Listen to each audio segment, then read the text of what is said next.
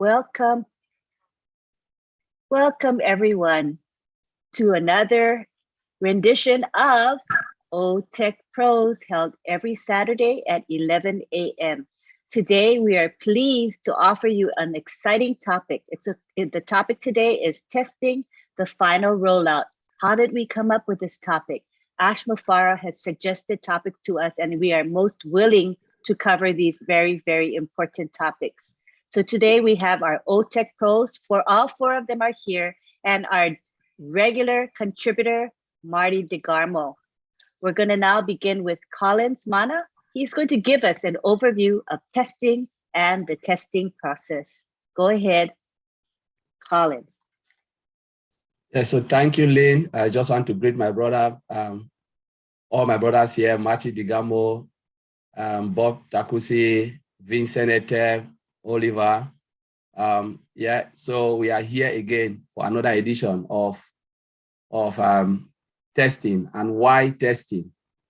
So we did it yesterday, and today is just a continuation of the topic we had yesterday. So it's about testing and data migration. You know, our CEO has been talking about that every time that we are in testing. Every time we say, oh, when they test, and then we have to do this. When they test, we have to roll out. So we want to look just that particular part because maybe we want to bring to the understanding of the founders and those who are watching. Why do we have to test? Is testing necessary? Why don't we just roll out and say, okay, take it out to the market? Why is it so important? Why is this particular area so important?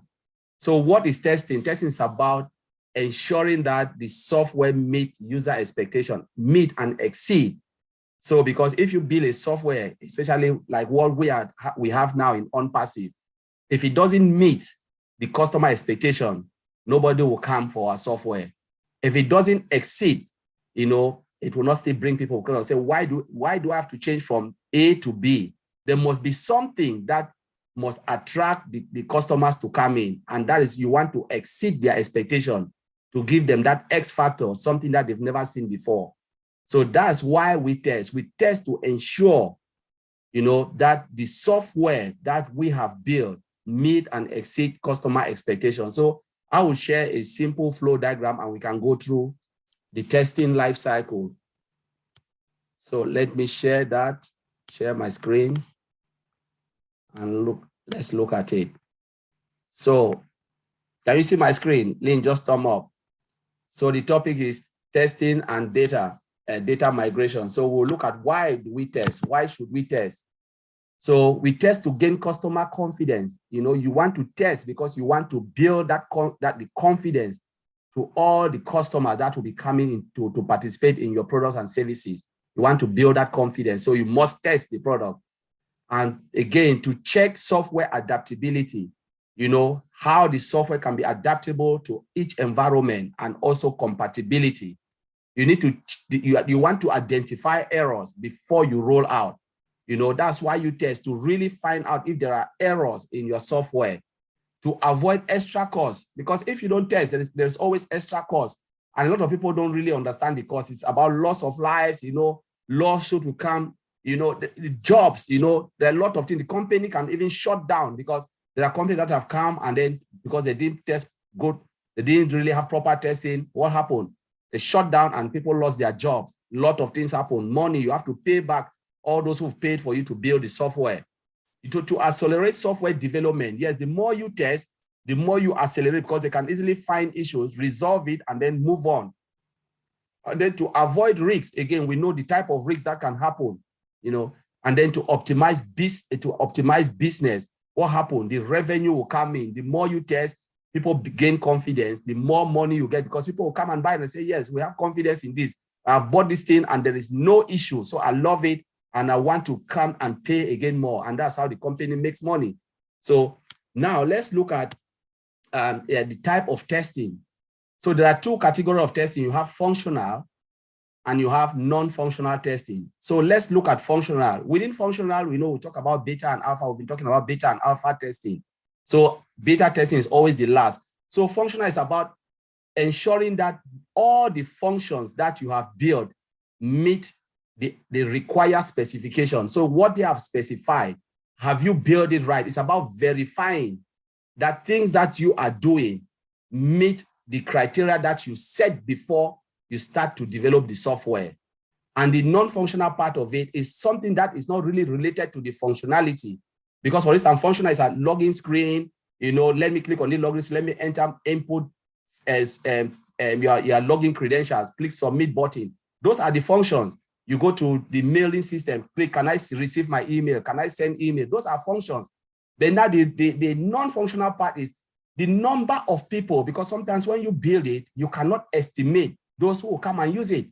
Can your software handle billions of customers coming in? That is the non-functional part. Can your software withstand stress? Can your software perform the way it should perform? It will not slow down and crash. All of those things, they are the non-functional part of it. Is it light? Portability? Can you put it in a USB and put it in your pocket? That is the non-functional part.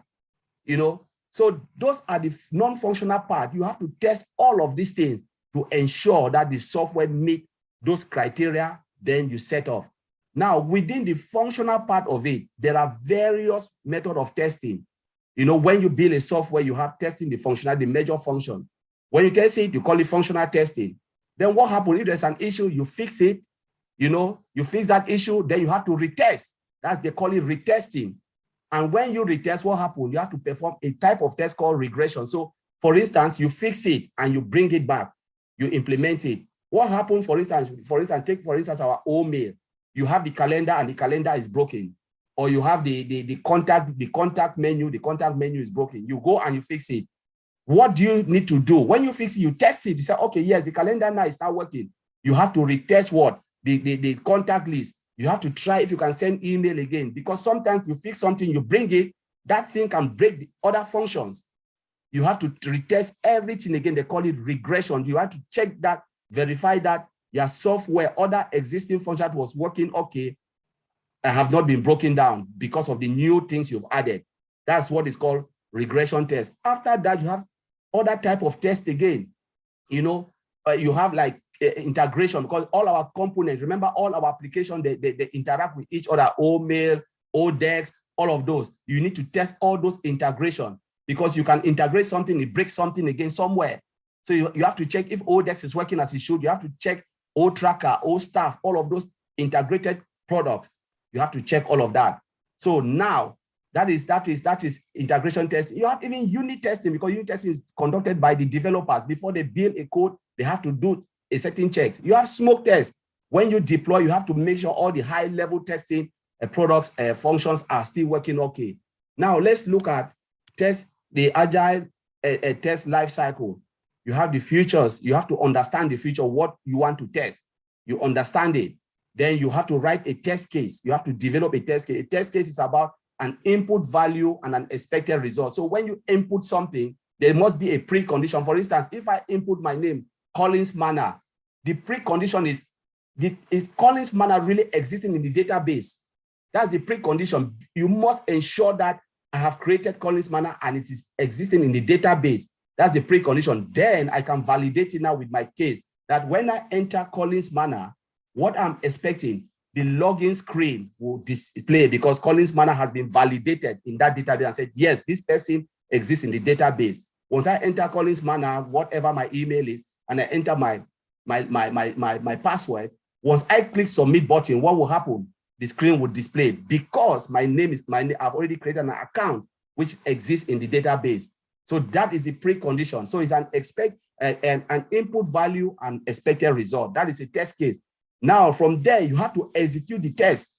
Execute the test, and then you release the products. Any defect, you fix it. So it goes round this cycle, and you test every time. That's how you go round and round and round, and you test.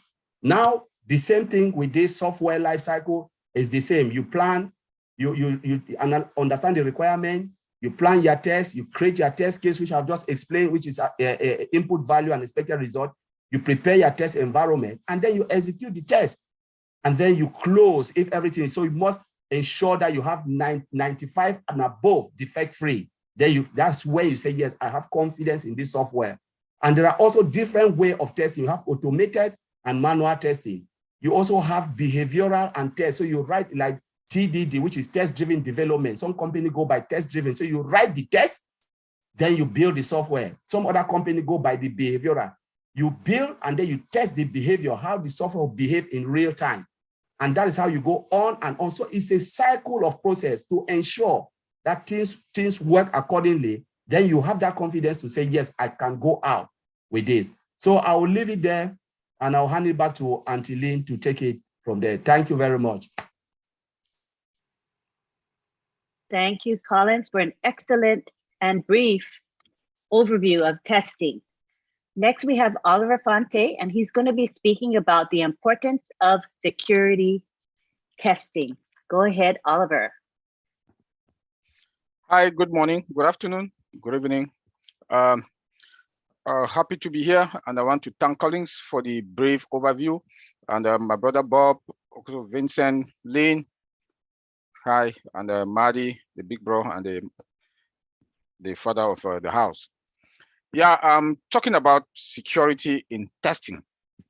This is very, very important because after all the other components, the requirements that they've put them together from the coding, the database, you know, we have to do security checks to make sure that we cannot roll them out or they move to the next stage without perform security testing and security check. Because with that being done, we are in a very dangerous position. But before we start, I also want us to understand that security testing starts from the day one of the planning. You have to start from day one to the next stage, to the next stage, to the next stage. That is the process. Because we cannot jump from, without doing security, you don't want to go back to the last phase to perform our security check or security testing. No, we start from day one, because if we do, we don't know what has happened in the first phase, the second phase, the third phase, the fourth, or the fifth.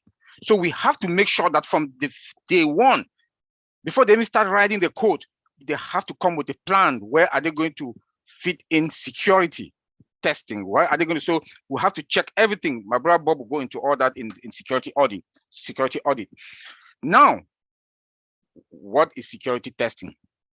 It's a type of software testing that uncovers vulnerability, threat, risk in a software application and prevent malicious attack from intruders. Then the purpose of security testing is to identify all purpose, loopholes, and weaknesses of the software system, which might result in a loss of information. So we have to make sure that security testing, as we've just heard, to prevent from malicious attacks. Now, why do we perform security tests? Security testing is to identify the threat in the system and measure its potential vulnerabilities so the threat can be encountered and the system does not stop functioning. Because if there's a threat, then the system will stop. The system will stop. So that is why, like I said, we have to start security check from the phase one, or the planning of that will start that process. We have to identify how we have to perform that security check. And when we perform that security, when we perform that security check, we also have to make sure that the security check comes with various types of security testing.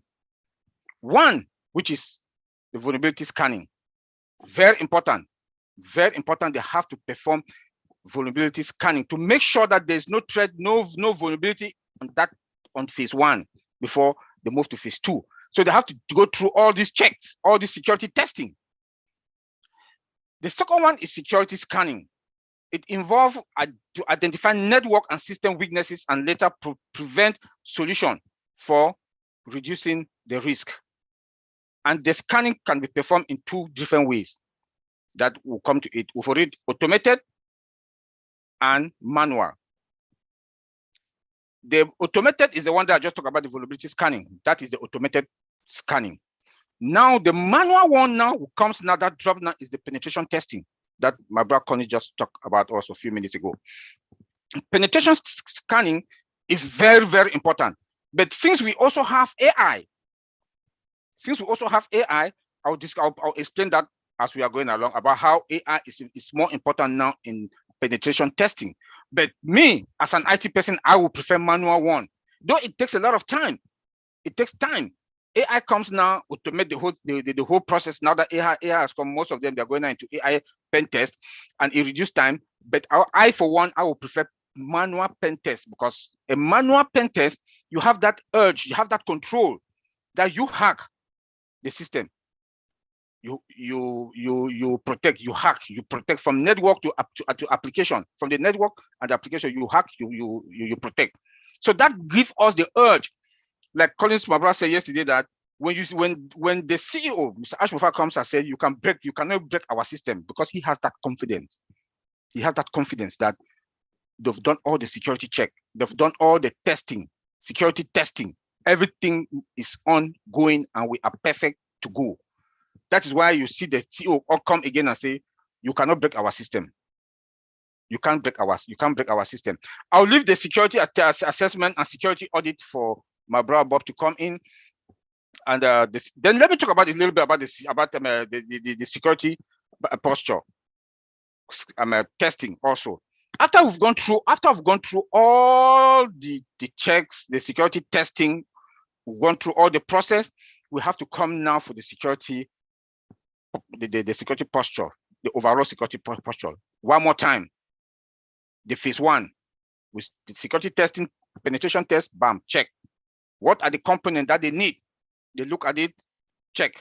We'll go now to vulnerability scan, we check. What are the requirements that we need to check? We check. Testing, perfect. Then after that, before we can now say, okay, our security check is done, phase one. Now we'll move to phase two. That's when all those sprints are coming in between. That it might happen in spring one, or it happen in spring two, which is 2 weeks. So then now come the AI. Since we have artificial intelligence with us, which is a big thing, an advantage for OnPassive than any other company out there. They'll have AI that manage that or goes through all our process and in our system. AI enables testing, does not consume much time. Like I said before, it reduces that too much time for like pen test that we want to carry on pen test manually. It take off that time that an employee can use that time to do some other thing, carry on another task. So it reduces, AI now help us to reduce that process. The AI machine learning algorithms also incorporate new vulnerability discovery, that continuous improvement and expanding threat detection capability. With AI, now that we use AI, is going to lesser time. It has that detection capability that can dictate easily. It can dictate easily if there's any, because AI will do that rapid security check from everything. But I for one, I would prefer that manual one. For me, that's me. But a lot of companies will do that. It's not that I don't trust AI. I trust AI because the algorithms, and also the AI and machine learning algorithms, they keep perfecting themselves every day, every year, every month. That in the future, we will not need manual anymore.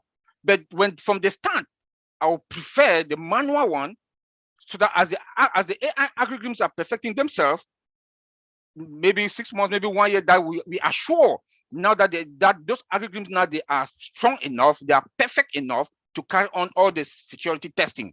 Then before we can surrender. But for one, me, I would prefer manual tests. Maybe I'm old school in IT security. So, and I want to make us to understand that when the CEO comes and talk to us, we don't get it. All these products go through this process. That is why it takes that long. And for us to take less than 4 years to come out with the amount of finished products that are ready to go to the market, for me, we should give kudos to our tech guys in Hyderabad and to our CEO, because they've done something that is incredible. Because if you look at another product out there that they took more than 4 years, our big bro said something yesterday with a lady in Canada about testing. Things crash. Just imagine, I discussed it with Collins the other day. that just imagine that they manufacture a plane that they didn't go through all this testing, this testing process, this testing phases, and they just send it out. Passenger get into that plane and it crashes. You can imagine what is going to happen. Take for example that you go to a grocery store. You go to a grocery store, the self-service is AI for you to self-check and pay. The machine, they didn't test it. People come, you come and get grocery, that costs about $90. You pay $30. You cheat the store because they didn't go through all these phases, this security check testing and the normal testing phases.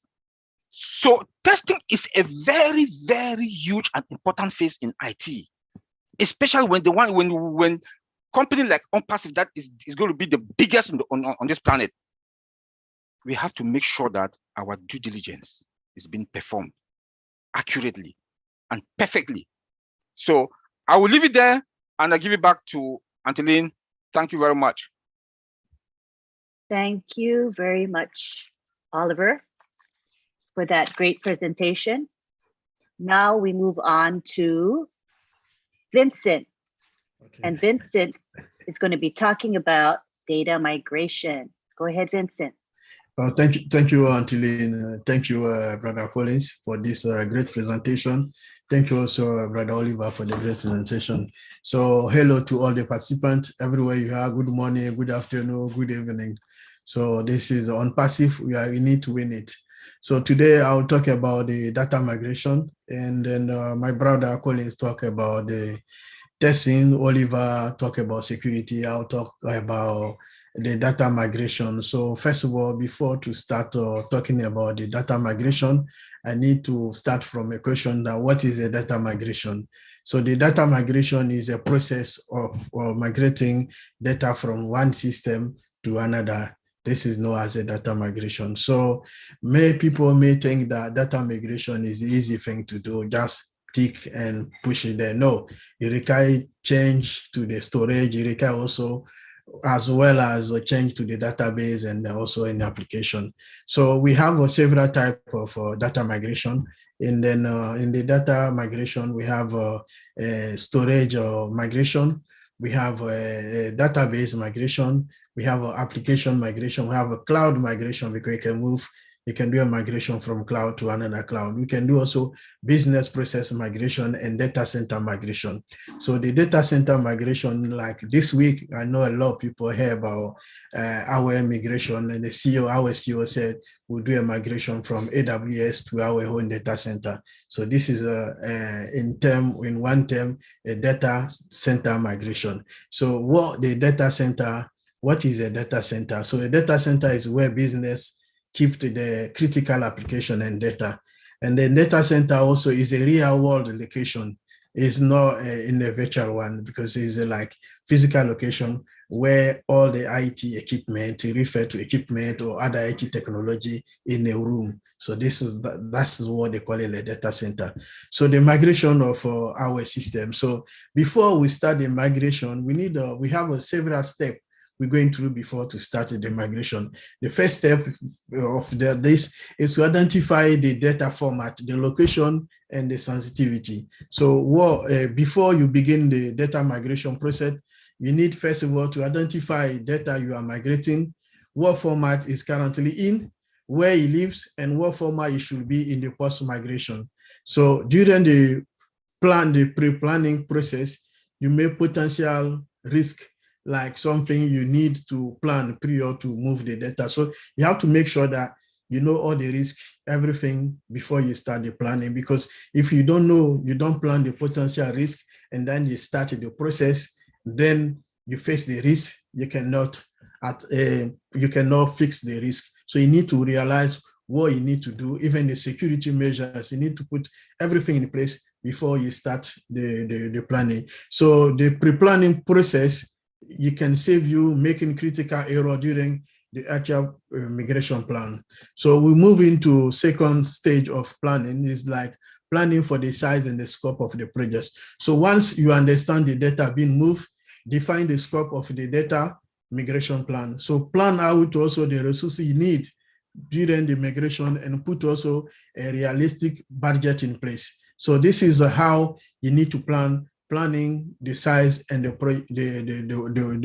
project. So also you need to conduct an advanced analysis for both source and the target debt system, and write a flexible time frame from the project. So make sure that you understand the project, and then you can do that. And then before you start out maybe the process of the planning, be sure to communicate to the key stakeholders and the time frame and the potential downtime. So the stakeholders, they need to know exactly what the potential risk will happen when you do the migration, and also the time frame you need it for the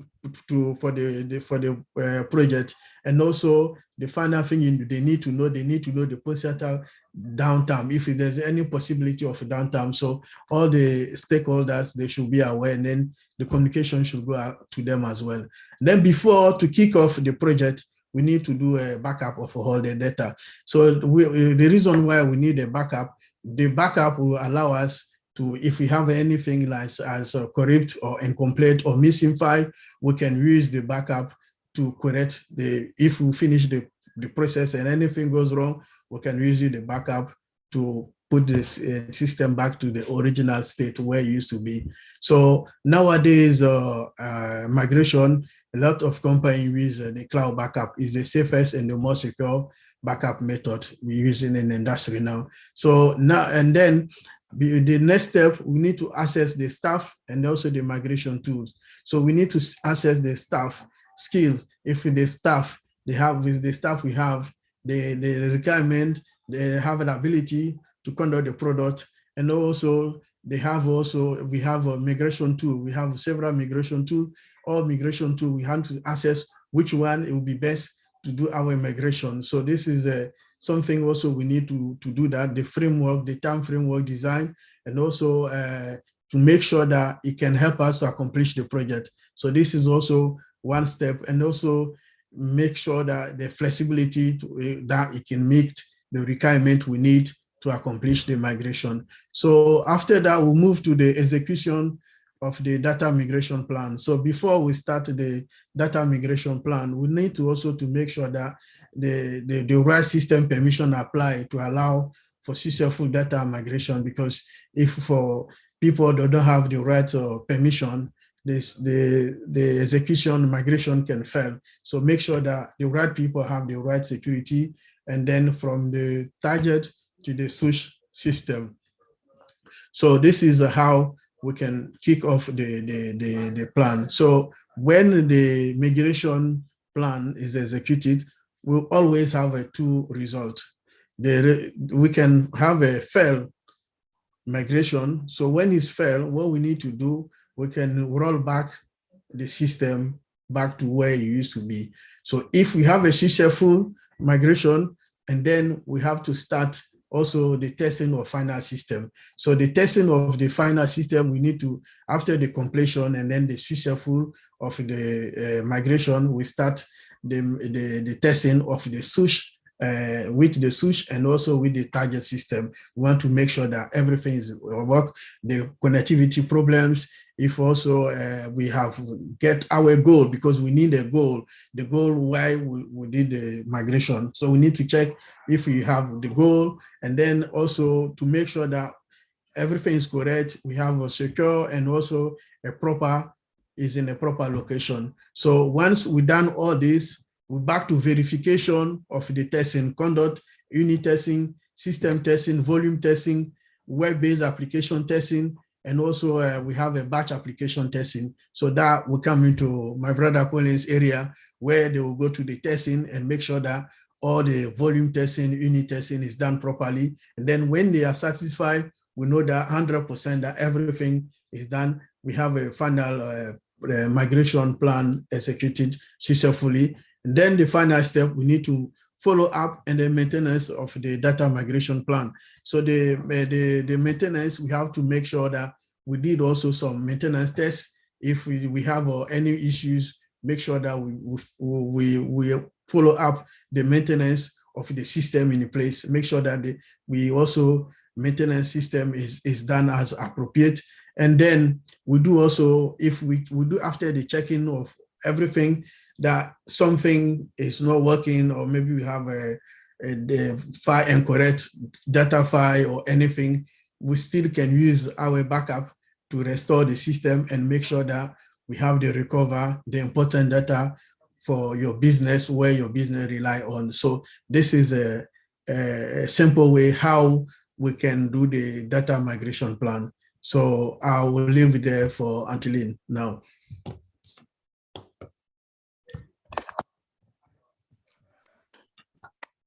You are mute. Thank you, Vincent, for the presentation on data migration. You know, we can see it is a multifaceted process and very, very involved, complex. Thank you so much.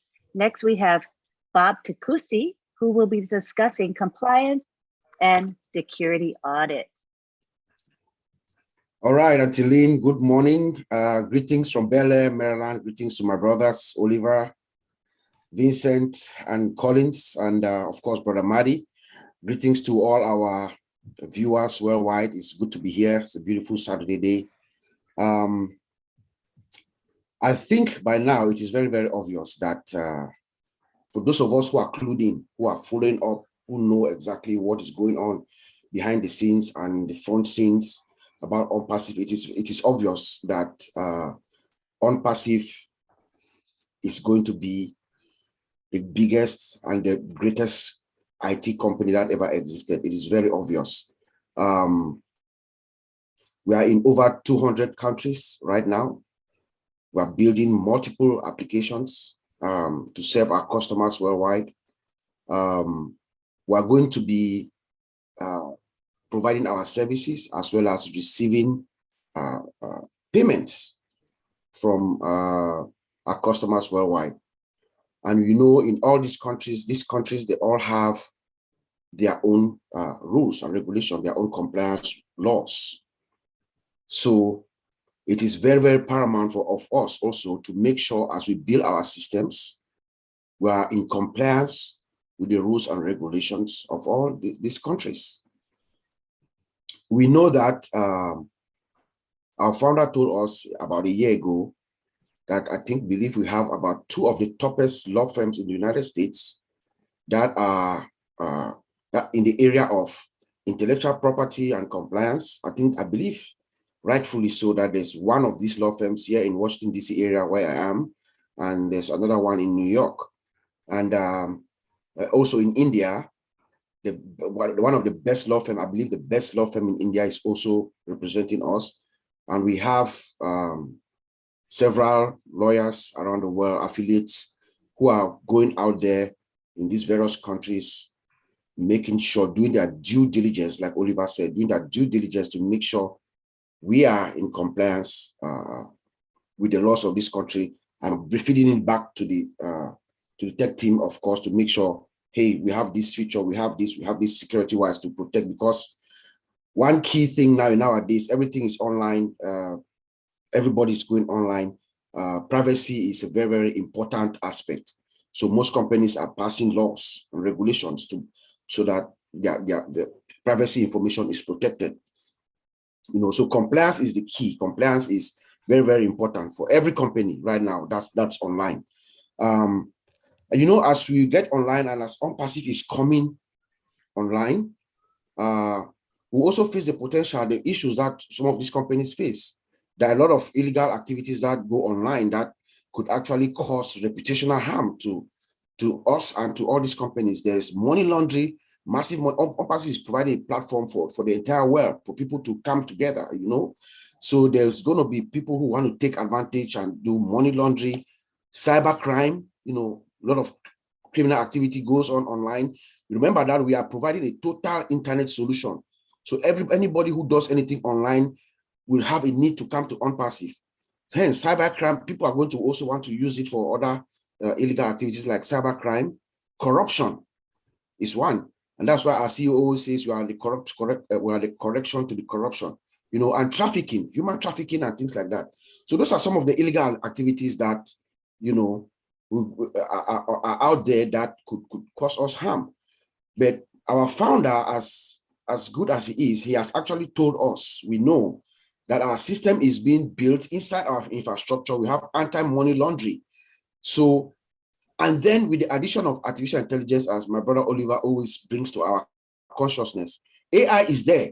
You know, AI is there, is that security guard, that security that never goes to sleep.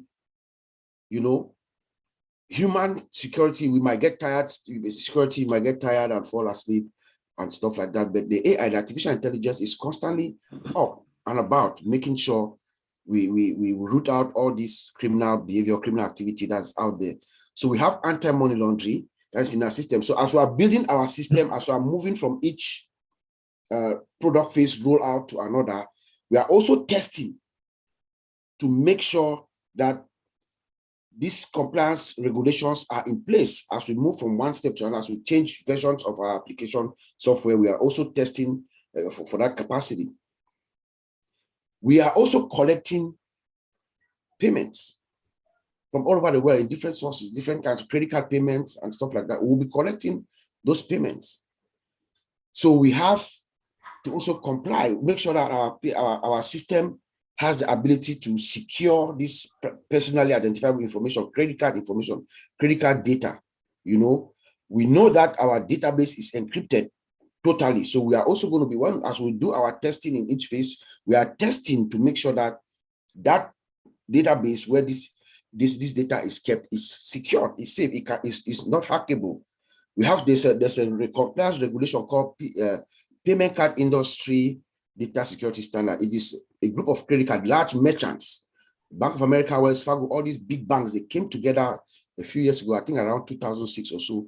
They formed what we call the PCI Council, where they outline certain security controls that must be in place for any system that is collecting credit card information. So we are going to test our system to make sure we are in compliance of that as we are doing our testing. And typically, once you have that compliance in place, there's an attestation of compliance that is given. So we can always show that, hey, we have this to give our customer confidence, you know. Those who are using our system, remember, we talked about digital trust a while ago, to give our customers the confidence that, hey, your data is with us. We have it here encrypted. We are adhering to all the security standards and controls that are regulated, that are out there. So we test for that too. There's also another, framework compliance-wise that we can also factor in here, which is called a SOC report, a service organization control. It's another way that companies, you know, show that they have digital trust. They would typically call a third party, one of the big four accounting firms, like maybe KPMG or PricewaterhouseCoopers, Ernst & Young. You know, these companies, these are auditors. They come in and they X-ray the system. And then they give us a service, a SOC report. And there's SOC 1, type 1, type 2, type 3. Typically, a type 2 report is going to show the actual, you know, technical controls that are in there. So when we have that, we also guarantee that our security is in place. So as we are testing our systems in each version, we want to make sure that those tests that are typically performed by outside auditors, we retest and test to make sure that we are in compliance in that way. We have, our systems are going to be used by hospitals, by doctors, dentists, you know, that collect patient information. I can see OSTAF being used in all hospitals around the world, you know. We have, there's a regulation, I think here in North America, I'm sure around the world, there are other healthcare regulations. We have something that they call HIPAA, the Health Insurance Portability and Accountability Act. You know, it has two titles.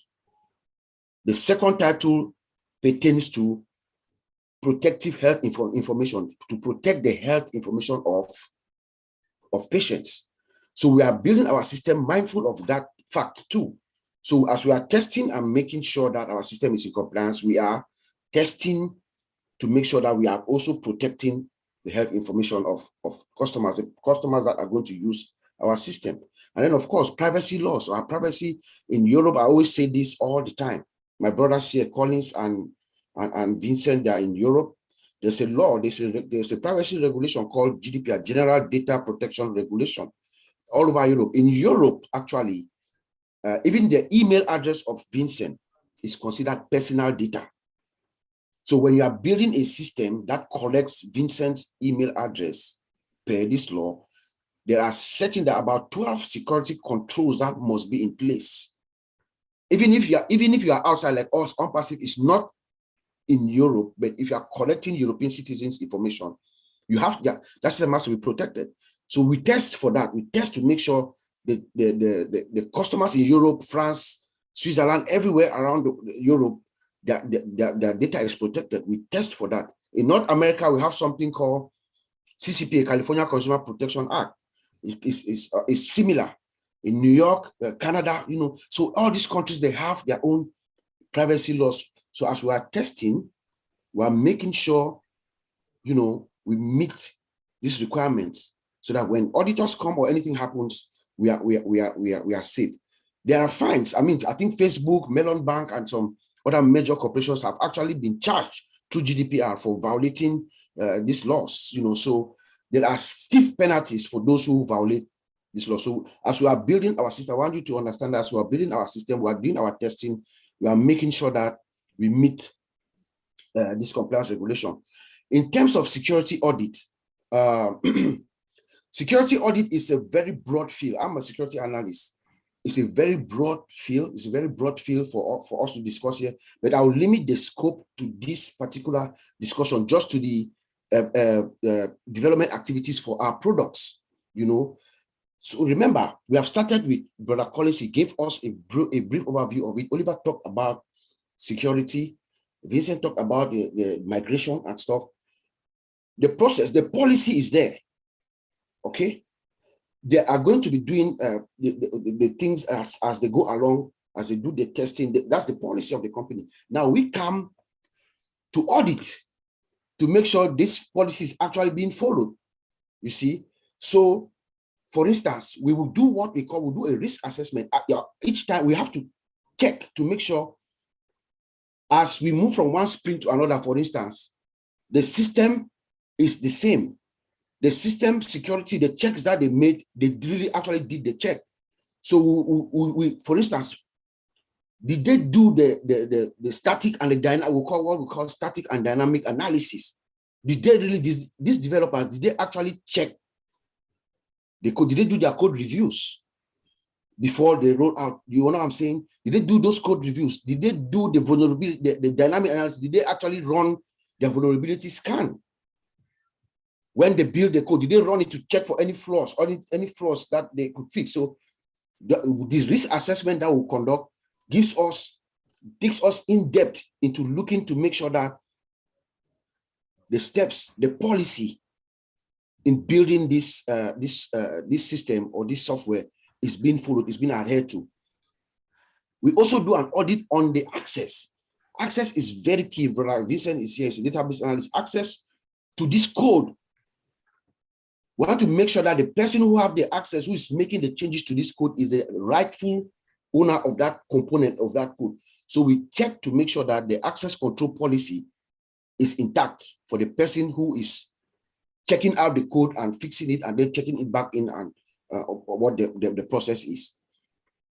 We talked about vulnerability scanning. Oliver talked about vulnerability scanning and penetration testing. That is constantly being done. It's from the beginning, as he said. But we do an audit to make sure what the results of this vulnerability scanning or penetration test, what do we do with it? Is it rated? When you scan and you get the results, that you get these issues, do you rate it to low, medium, high, defects? What do you do with it? Do you fix it? What is the turnaround time? Do you fix it before the next sprint? So we make sure we get all these facts together and we give a report so that that's how we optimize and make sure this system is ready to go to the market. So all the issues that are found, they are actually being taken care of as the process moves along. And then, of course, remember that SSS, we are secure, we are sophisticated, we are, we are, what's the first one? The first one is, I forgot, it just senior moment, but Superior, we are sophisticated. superior. Yeah, yeah. We are superior SSS. I came up with that and I forgot. Okay. So remember, we are integrated. OnPassive is building several products and then integrate them. So we also look at that, the integration part of it. We test to make sure that deployment integration code, each time, make sure that is it automated. We ask questions like, is it automated? How is it done? Just to make sure that everything, every part of the system component is inside that integration code that is being deployed. So we audit that to see what is being done, and then of course, there's something that we call change management, verify to make sure that the process is documented and is defined clearly. Make sure that the process for them to move from one sprint to another is clearly defined, clearly documented, and it is tested along the way. The process is being tested and refined, making sure that it is right. Every time that we go out and we deploy the final code, it is the correct code and done the right way, process-wise. So with that, Antilene, I'm going to send it back to you. Thank you. That was awesome. Brief, but very, very informative. Yeah. Thank you, Bob. At this time, we're going to have Marty DeGarmo take the floor, and he's going to talk about real life examples of what happens when proper testing is not done. Dire consequences. Take the floor, Marty DeGarmo. Okay, thank you very much. As the gentlemen were explaining, testing, being ready, and preparation. And it's very important. And in the history of, especially online, there's been examples of companies that didn't test well enough and were not prepared for either the load of traffic or the load of sales or whatever. And I want to give you some examples and what an impact it had on these companies. And you know some of these companies. For example, you have to know what the customer's expecting and what they want. Yahoo, for example, it was the third largest email provider in the world at one time. Now it's ninth. Now, you don't get moved down because always somebody's better. Sometimes it's because you did something that was damaging to your company. For example, Yahoo had a change of CEO and management, and they thought, well, let's change the design. There was no information that told them that they should change the design, but they took it on themselves. They changed the design, and it really hurt the company because along with the design came some functions that people said, why are you fixing something that's not broken? And it really, really impacted them. Another one, if you look back about 7 years ago, a game came out called Pokemon Go. Crazy game, right? So everybody got involved. Well, here's what happened. Because of people talking about it on social media, it went viral. And because the company wasn't ready, the spike in user demand failed. So when the spike went up, the company website couldn't handle it.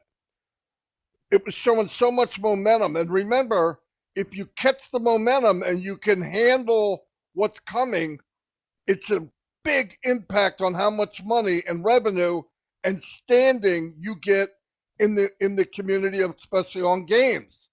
People don't want to hear, we had an overload, we couldn't handle it. And that is what happened with Pokemon. Another one, 2016, the big election. The Canadian immigration website portal was flooded with visitors. Flooded. It crashed. Not once, repeatedly, over and over and over, because of the sudden interest in what that website had to offer. But the problem was it couldn't handle the influx. And then when they adjusted, and this all has to do with preparation, training, and being prepared for what's coming. And they were not prepared. It was a killer. Kardashians, whether you like them or you're not, Kim Kardashian came out they were going to come out with a Kimoji instead of an emoji. All right, something crazy. It was $1.99 because of it went viral. They went on social media. Here it comes. It went through and it was an app. Okay. Fans were downloading the app at a rate of 9,000 per millisecond. 9,000 downloads in a millisecond. It crashed, and the crash affected not only the download of the Kardashian product, but other users on Apple in the Apple Store. So it didn't just hurt the download, which wasn't probably as big a deal, but it hurt customers throughout Apple when they were in the store. Big money, money that'll never be made up. Yes, they're doing okay, they're a $1 trillion company. But when stuff like this happens, it all has to do, were you prepared? And the answer is no. I'm pretty darn sure that some of the tech guys and some of the people involved no longer work at Apple or whoever had to do with the preparation of getting ready for this emoji or Kimoji. Another one, we all know this. Every year after Black Friday, they do an analysis of how well the shopping was for the year because it's the biggest day of the year, Black Friday. Who do they go by? One of the biggest department stores in the United States, if not the world, Macy's. In 2016, they had unbelievable traffic. The mobile app crashed under the heavy load. Okay, now that's people. Now, the fallout from the website crash was massive. Shoppers couldn't shop. They couldn't complete their purchase orders. The sales, and the problem with this was, because it was Black Friday, the sales that were involved were limited. They were time-based. So the site's crashing, and the more it failed, the more people got in because they're saying, I'm going to run out of time. I'm not going to get this sale. Needless to say, it hurt the brand, it hurt the company, and now the people think, I'm not going on there again, right? No kidding, it's a killer. Another prime example, back in 2010, when the iPhone 4 came out, which is a dinosaur right now, but at the time, it was state of the art. Everybody wanted one. I know it's hard to remember back that far, 12 years, but everyone wanted one, okay? The whole pre-order system from the Apple Store itself crashed. The new phone-based order taker, which is a separate through AT&T, crashed. The 1-800 number that they ran into major technical problems. Okay, when you look at stuff like that and crashing and falling and burning and whatever, it all has to do with preparation, testing, and being ready for the big show. You don't get a second chance at a debut of a product, a website, or anything to do with online. The things that these gentlemen were talking about all have to do with, are you ready for the big show? Are you ready for that day? And thank God, Mr. Mufar and his tech team, no matter how much pressure they get, oh, we need to do this, we need to get going, No. You know why? Because he knows about these things. He knows, he's been through some of them. I have. And it's a horrible feeling that you get there and it crashes, you're going, oh my God, because it's not a quick fix in most cases. Because you weren't prepared, it happens over and over and over, like it did with some of the apps where they went on again, it happened again. And here's a real bad one for the government of the United States. Back when they passed Obamacare, okay, there was a big website failure, right? One of the biggest in decades. Healthcare.gov crashed. Now, it needed to work for millions of people who have access to health insurance. This was a big deal. Unfortunately, the site had a huge number of problems. Damage in the public faith in the government, which wasn't that great to begin with, services, and caused lots of frustrations on the front end, which the customer sees, and on the back end, where the developers created to make this site manage insurance as an easy sign up. It wasn't an easy sign up. People would get halfway through and boom, the screen would go dead. Eventually the issues were fixed. The site now works, but guess what? what was the political cost? It was massive. It was massive. I just wanted to give some examples, but there's many examples like that throughout all of the websites. And like I said, 15 years I've been online. I've been through maybe 30 actual launches. Nothing compared to this. A tenth of this. And I would say over 90% failed for one reason or the other. Either pay or the wrong pay, or they just absolutely crashed. They couldn't handle the load. So we're in good hands. If it takes a little longer, pray that it does, because you'd rather not have the issues I just said. That's all I have. Very, very good examples. And again, as you said, once the damage is done, how can you undo it? Not only the technical damage, but the economic damages to these companies and to customers and to the world is just earth-shattering. So this is why we have our topic today, testing, because testing is a very critical component. And we want you all to know, to rest assured that OnPassive is doing the utmost it can to ensure that testing is done appropriately and properly. So that's the meat of this presentation, is for you all to have confidence in OnPassive. Now I'd like to take it to our OTECH pros to say any final comments or discussion. Go ahead. Any one of you can do that as we wrap up. Let's start. Maybe we'll go ahead. I'll just select. Vincent, go ahead. Parting comments, Vincent. No, maybe later. Yeah, I don't have any comment there. Collins, you can. Collins, anything from you? Yes, I just want to thank everyone who've attended, those who are watching online and those who are the attendee. That we'll just try to explain here is for us to build confidence on what OnPassive is doing, just to explain on a very high level. So we didn't really go into the details, a very high level of what we imagine and understand that they are doing, because we are also in the field doing all of these things. So we just want to thank you for today. And as Ms. Ashwara said, this is not about certification, so you don't need to pass or fail. So there's no pass or fail here. If you don't get it, no problem. The system is automated and it's all done for you and it's properly tested and ready to roll. Thank you very much. Thank you. Oliver, any parting words?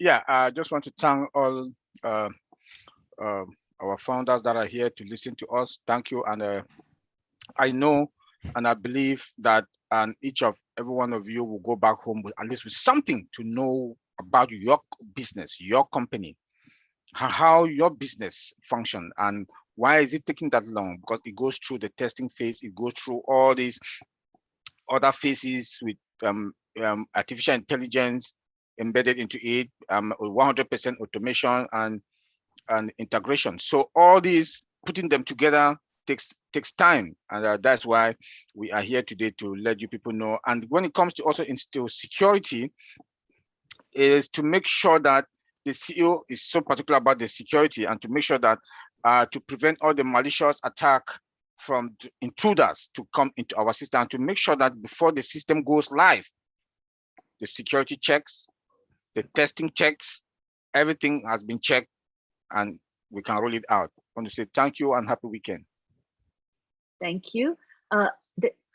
Tina Go from Singapore had asked if our OnPassive system tests for data loss during migration, and are the checks done by engineers or AI and ML? Just a quick question from Tina. I know we're looking at it from the front end, but Vincent, you want to take that? Does OnPassive— Sorry, I didn't catch the beginning of the question, sorry. Does OnPassive system test for data loss during migration? I think this would be an industry-wide question, not only for OnPassive, so I think you would be able to answer it. Oh yeah, if we have a data loss during the migration process, that's why we have a backup. So we use the backup to restore the data where it's lost, to restore the data, the lost data, or maybe the corrupt data, or the insecure data in the system, so that we use the backup to do that as well. Thank you. I think that should answer Tina's question. Thank you for the question, Tina. Next, we have Bob Takusi. All right. Well, thank you, Auntie Lynn. Thank you, Brother Madi. You know, when it comes to a system, the most critical aspect of the system before it rolls out is testing. And this is what will be, that's why we have this discussion today, just to emphasize the relevance and the importance why a system must be tested, and not only during the final phase, all throughout, as we've explained this morning. You know, it's all about testing. Yes, the system is designed, the requirements are put in place, the analysis are made, everything is done, the policy is there. Testing. We have to test so that when we roll out, I will just refer everybody to what Brother Madi said before you calling us back. The consequences of us not doing our due diligence in testing, all kinds of scenario. Collins will tell you, we document, we make all kinds of scenario, forward, backwards, automated, manual, all kinds. We do all kinds of testing so that when this product goes out, it is live, it is respected, it is loved, it is user friendly, it is, you know, it is seen, you know, everything is delivered to the customer as promised. If the customers come and the system fails, that gives serious reputational damage to the company. There's a chance that you will never get these customers back. So I want to assure our founders that we are doing, Mr. Mufara and the team in Hyderabad, they are doing their due diligence, they are doing everything possible to make sure when we roll this product out, that is it. Remember, we have just one, we have one shot in, we have one bullet in our chamber with this OnPassive. And when we take that shot, we cannot miss it, you know. So bear with us, bear with OnPassive, give us the time. Sometimes the tests, they find issues, right? When we find issues, we come back and they fix it. The regression, Collins told us. So when they find issues, especially in this last phase, we go back and regress. Regression tests the entire system again. It takes time. So just bear with us. We know that we are at the last phase. So I want to thank all those who are our viewers who are listening to us, and tell you we love you. See you guys next week. Back to you, Anthony. Thank you so much, Bob. Marty, do you have any final words for us? You're good? No, All right. Very good, everybody. Thank you. Thank you for those great examples. All right, so I'd like to tell you all that OTECH Pros is a weekly webinar held every Saturday at 11 a.m. Eastern. So please come back and join us again.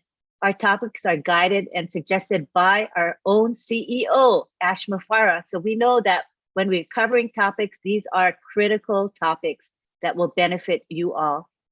I also want to tell you that we have the OnPassive Kenya webinar coming up at 12:30 in about 20 minutes. And we will have the same group here, the OTECH Pros, who will present the topic of testing. So feel free to join us there in a few minutes. It'll be reinforcement. If this is new information for you, hearing it a second time is actually really good. You'll hear it and learn more the second time through, as everyone does. So thank you again for being here, and we will see you next Saturday at this time, 11 a.m. Eastern time. Thank you for your patronage and support. We love you all. Thank you. Bye-bye for now.